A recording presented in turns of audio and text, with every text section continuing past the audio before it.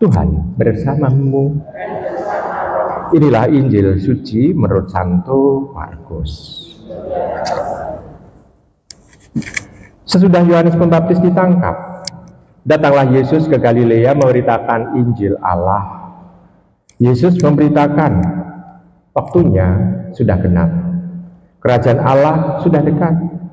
Bertobatlah dan percayalah kepada Injil. Ketika Yesus sedang berjalan menyusur danau Galilea, ia melihat Simon dan Andreas, saudara Simon. Mereka sedang menebarkan jala di danau, sebab mereka penjala ikan. Yesus berkata kepada mereka, "Mari, ikutlah aku, dan kalian akan kujadikan penjala manusia." Mereka segera meninggalkan jalannya dan mengikuti Yesus. Dan setelah Yesus meneruskan perjalanannya sedikit lagi, dilihatnya Yakobus anak Zebedeus dan Yohanes saudaranya sedang membereskan jala dalam perahu.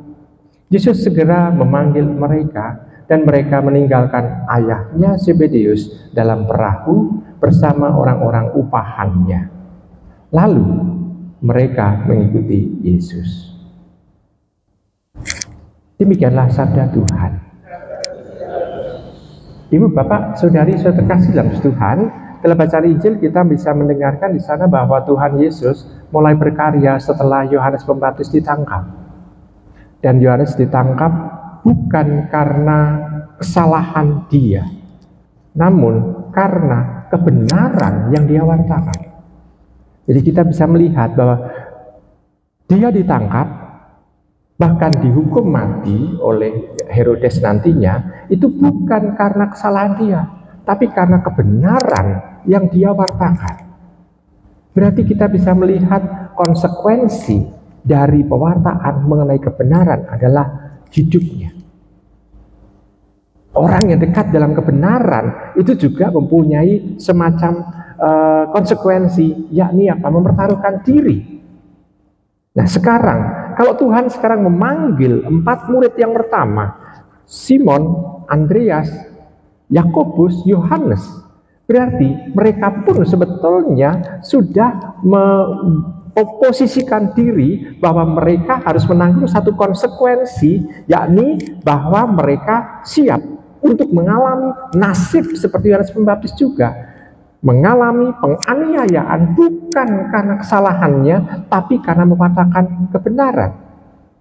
Dan kita tahu bahwa semua para rasul akan mengalami hal itu. Bahkan Yesus pun juga akan mengalami hal yang sama, bahwa kebenaran yang dia wartakan mengandung satu konsekuensi, yakni kematian.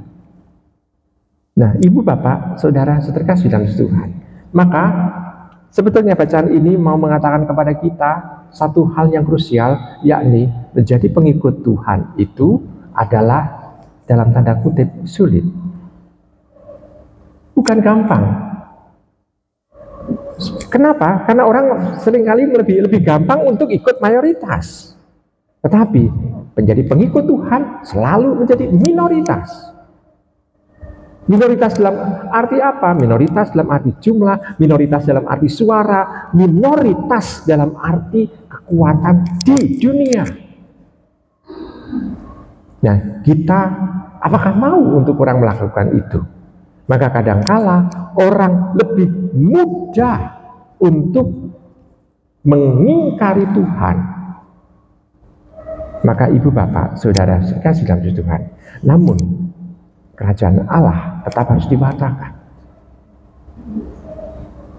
Begini, 4 murid itu adalah penjala ikan. Kalau misalnya 2 kapal, karena penjala kan berarti menjala itu terus diletakkan di kapalnya, di perahunya. Lalu misalnya perahu itu bisa menjala dan memenuhi perahu itu, orang berkomentar apa? Banyak ya ikannya. Tetapi kalau kita menghitung banyaknya ikan yang di perahu itu dengan banyaknya ikan yang di danau Galilea, lebih banyak yang mana? Ikan di danau Galilea. Berarti walaupun kelihatan tangkapannya banyak, tetapi sebetulnya kan tetap sedikit. Panggilan Tuhan juga begitu. Tuhan memanggil orang seolah-olah ini banyak, Yang datang ke gereja banyak, tetapi sebetulnya kalau dibandingkan dengan masyarakat sedikit. Maka tangkapan Tuhan pun juga tidak akan bisa seluruhnya. Maka kita tahu bahwa di dalam menangkap ikan pun itu juga memperhatikan bahwa yang kelihatannya banyak itu tapi tetap sedikit. Kita juga jangan terus, oh orang kita banyak Oromo, kita jangan lalu sombong dan bangga diri dulu. Namun kita harus melihat bahwa oh ya, yang kelihatannya banyak itu apakah juga mempunyai kualitas yang sama dengan para rasul? Lebih-lebih apakah punya kualitas yang sama dengan Tuhan Yesus? Maka ibu bapak, saudara-saudara yang terkasih dalam Tuhan, bacaan ini mengingatkan kepada kita bahwa kita juga sebetulnya dipanggil untuk hal yang sama, yakni menjala manusia.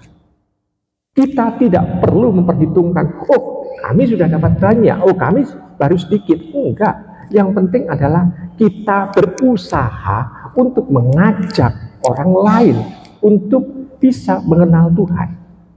Kita hanya memperkenalkan Tuhan Yesus, bukan untuk membaptis, bukan, tapi memperkenalkan Tuhan Yesus. Kenapa? Karena kalau orang itu kenal dengan Tuhan Yesus sendirilah nanti yang akan mengurusi orang tersebut. Kita harus memperkenalkan, hanya memperkenalkan aja. Jadi bukan untuk membaptis orang itu, enggak. Nanti Tuhan yang berkarya. Maka kita bisa melihat bahwa inilah misteri panggilan.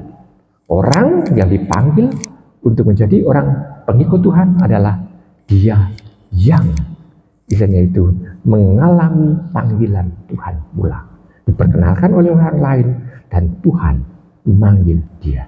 Nah, saudari-saudari kasih dalam Tuhan, maka mari kita bersama-sama untuk melakukan hal itu. Selamat merenung.